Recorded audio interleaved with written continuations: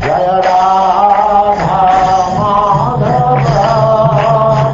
Punya Bihari.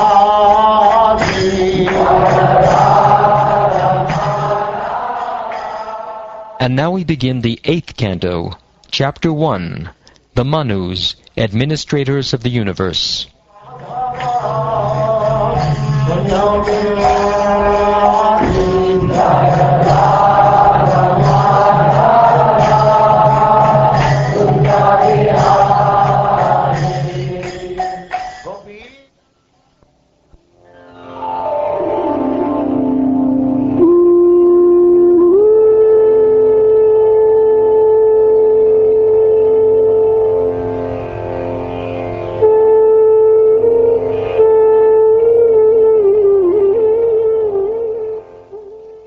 King Pariksit said, O my Lord, my spiritual master, now I have fully heard from your grace about the dynasty of Swayambhuva Manu. But there are also other Manus, and I want to hear about their dynasties. Kindly describe them to us. O learned Brahman, Shukdev Goswami, the great learned persons, who are completely intelligent, describe the activities and appearance of the Supreme Personality of Godhead during the various manvans. Eager to hear about these narrations. Kindly describe them.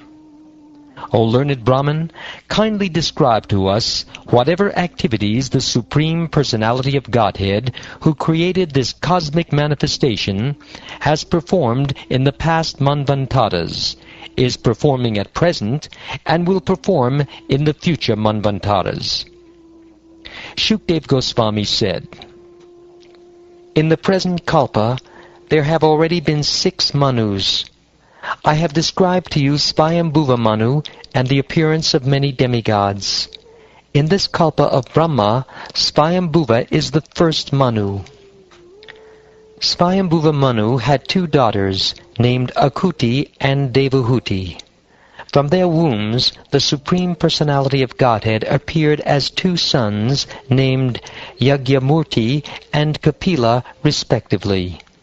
These sons were entrusted with preaching about religion and knowledge. O best of the Kurus, I have already described in the 3rd canto the activities of Kapila, the son of Devahuti. Now I shall describe the activities of Yagyapati, the son of Akuti. Swayambhuva Manu, the husband of Shatarupa, was by nature not at all attached to enjoyment of the senses. Thus he gave up his kingdom of sense enjoyment and entered the forest with his wife to practice austerities. O scion of Bharat, after Swayambhuva Manu had thus entered the forest with his wife, he stood on one leg on the bank of the river Sunanda, and in this way, with only one leg touching the earth, he performed great austerities for 100 years. While performing these austerities, he spoke as follows. Lord Manu said, The Supreme Living Being has created this material world of animation. It is not that he was created by this material world. When everything is silent, the Supreme Being stays awake as a witness. The living entity does not know him, but he knows everything. Within this universe, the Supreme Personality of Godhead, in his Super-Soul feature, is present everywhere, wherever there are animate or inanimate beings. Therefore, one should accept only that which is allotted to him.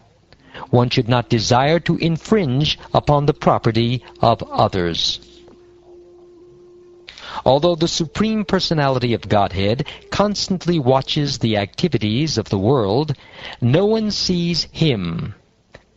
However, one should not think that because no one sees him, he does not see, for his power to see is never diminished. Therefore, everyone should worship the Super-Soul, who always stays with the individual soul as a friend. The Supreme Personality of Godhead has no beginning, no end, and no middle.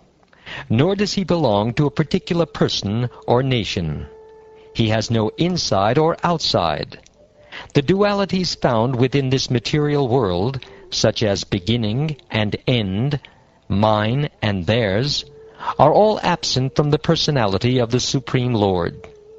The universe, which emanates from him, is another feature of the Lord.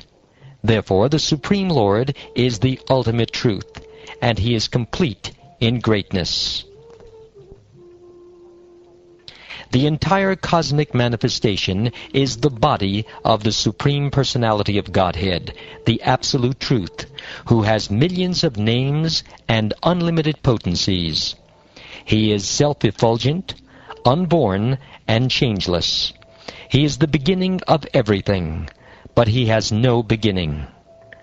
Because he has created this cosmic manifestation by his external energy, the universe appears to be created, maintained, and annihilated by him.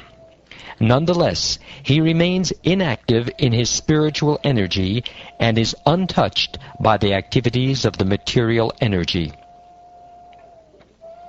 Therefore, to enable people to reach the stage of activities that are not tinged by fruitive results, great saints first engage people in fruitive activities. For unless one begins by performing activities as recommended in the Shastras, one cannot reach the stage of liberation, or activities that produce no reactions. The Supreme Personality of Godhead is full in opulence by his own gain. Yet he acts as the creator, maintainer, and annihilator of this material world. In spite of acting in that way, he is never entangled. Hence, devotees who follow in his footsteps are also never entangled.